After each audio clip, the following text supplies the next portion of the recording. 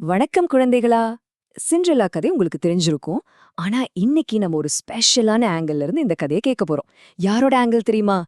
சிண்ட்ரெல்லாவை உயிரா நேசிச்ச அவளோட குட்டி நண்பர்கள், அதாவது நம்ம குஸ், ஜாக் அப்படிங்கிற 2 எலிகளோட பார்வையில இருந்து தான் இந்த கதையை நான் சொல்ல போறேன். உங்களுக்கெல்லாம் ரொம்ப பிடிச்ச digital party here again with another good story.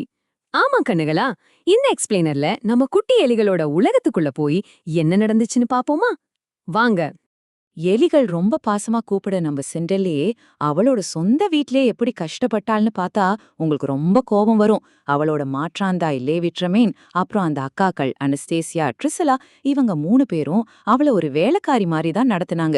வீடு கூட்டுறது, துணி தைக்கிறது, சமைக்கிறது, ஏன் குசியும் ஜாக்கியும் எப்பவும் துரத்துற அந்த பொல்லாத பூனை லூசிஃபருக்கு குளியல் ஊத்துறது வரைக்கும் எல்லாமே நம்ம சிண்ட்ரெல்லி தான் செய்யணும். இத பார்க்கும்போது அந்த சின்ன சிறு எலிகளுக்கும் அப்படியே மனசு உடைஞ்சிடும். இப்படி ரொம்ப சோகமா போயிட்டு இருந்த சிண்ட்ரெல்லாவோட வாழ்க்கையில திடீர்னு ஒரு பெரிய ட்விஸ்ட். ஆமா, அரண்மனையில இருந்து ஒரு சூப்பரான அறிவிப்பு வந்துச்சு. அரசரோட மகனுக்கு கல்யாணம் பண்ண ஒரு பிரம்மாண்டமான ஸ்வயம்வரம் நடக்க போகுதாம்.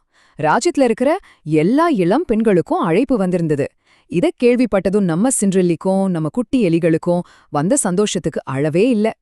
ஆனா பாருங்க, அவளோட மாற்றாந்தாய்க்கு இதுல சுத்தமா இஷ்டமே இல்ல. சிண்ட்ரெல்லா சுயம்வரத்துக்கு போகக்கூடாதுங்கிறதுக்காக அவளுக்கு வேணும்னே மலையா வேலைகளை கொடுத்தாங்க. இதனால தன்னோட அம்மாவோட பழைய அழகிய உடைய சுயம்வரத்துக்காக ரெடி பண்ண பாவம் நம்ம சிண்ட்ரெல்லிக்கு கொஞ்சம் கூட நேரமே கிடைக்கல. இத ஓரத்துல இருந்து பாத்துக்கிட்டு இருந்த குஸ் மற்றும் ஜாக்குக்கு என்ன பண்றதுன்னே தெரியல. ரொம்பவே கவலையாயிடுச்சு. சிண்ட்ரெல்லா ஒரு பக்கம் பகல் ராத்திரியா கஷ்டப்பட்டு வேலை செஞ்சுட்டு இருக்கும்போது குஸ், ஜாக் அப்புறம் அவங்களோட பறவை நண்பர்கள் எல்லாம் சேர்ந்து ஒரு அட்டகாசமான மாஸ்டர் பிளான் போட்டாங்க. சிண்ட்ரெல்லாவோட அக்காக்கள் தூக்கி போட்ட பழைய ரிப்பன்கள், பாசிகள் எல்லாத்தையும் நம்ம குஸ்ஸும் ஜாக்கும் யாருக்கும் தெரியாம ரகசியமா சேகரிச்சாங்க. அப்புறம் என்ன, எல்லாரும் சேர்ந்து அந்த பழைய உடைய ஒரு அற்புதமான புது கவுனா தைச்சு முடிச்சிட்டாங்க. அந்த அழகிய கவுனை பார்த்ததும் சிண்ட்ரெல்லாவுக்கு அப்படியே ஷாக் ஆகிடுச்சு. ஓ, உங்க எல்லாருக்கும் ரொம்ப ரொம்ப நன்றி அப்படின்னு குஸ், ஜாக் மற்றும் பறவைகளை பார்த்து ரொம்ப பாசமா சொன்னான். அவ முகத்துல இருந்த அந்த சந்தோஷமான சிரிப்பை பார்த்ததும் நம்ம எலிகள் பட்ட கஷ்டமெல்லாம் அப்படியே காத்துல பறந்துடுச்சு. இப்போ நம்ம சிண்ட்ரெல்லி ஸ்வயம்வரத்துக்கு ரெடி. ஆனா அந்த சந்தோஷம் ரொம்ப நேரம் நீடிக்கல குழந்தைங்களா. சிண்ட்ரெல்லாவோட உடையில இருந்த தங்களோட பழைய ரிப்பன்களையும் பாசிகளையும் பார்த்ததும் அந்த அனஸ்தேஷியாவுக்கும் ட்ரிசெல்லாவுக்கும் பயங்கரமா கோவம் வந்துருச்சு. கொஞ்சமும் இரக்கமே இல்லாம அத அப்படியே பிடுங்கி எரிஞ்சு அந்த அழகான கவுனை சுக்குநூறா கிழிச்சிட்டாங்க. இத மூலையில இருந்து பாத்துக்கிட்டு இருந்த குஸ், ஜாக் எலிகளோட இதயம் அப்படியே சுக்குநூறா உடைஞ்சு போச்சு. கதறி அழுதுகிட்டே சிண்ட்ரெல்லா தோட்டத்துக்கு ஓடினாள். அங்குதான் யாருமே எதிர்பார்க்காத ஒரு மிகப்பெரிய அதிசயம் நடந்துச்சு. குஸும் ஜாக்கும் ஒரு மரத்தடியில ஒளிஞ்சுக்கிட்ட ஆச்சரியமா பார்க்க திடீர்னு ஒரு தேவதை சிண்ட்ரெல்லாவுக்கு உதவி செய்ய அங்க தோன்றுனாங்க. அதான் நம்ம ஃபேரி காட் மதர்.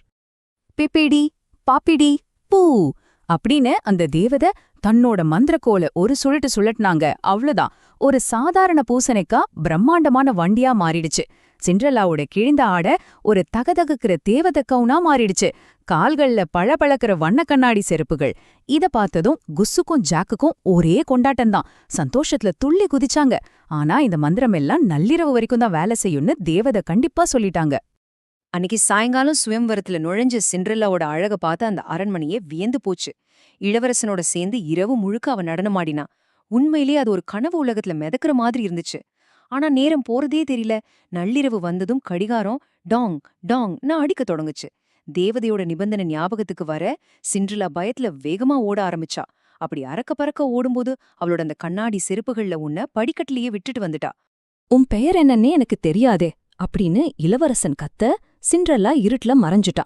இப்போ இந்த எக்ஸ்பிளைனரை பார்த்துட்டு இருக்கிற உங்ககிட்ட ஒரு கேள்வி.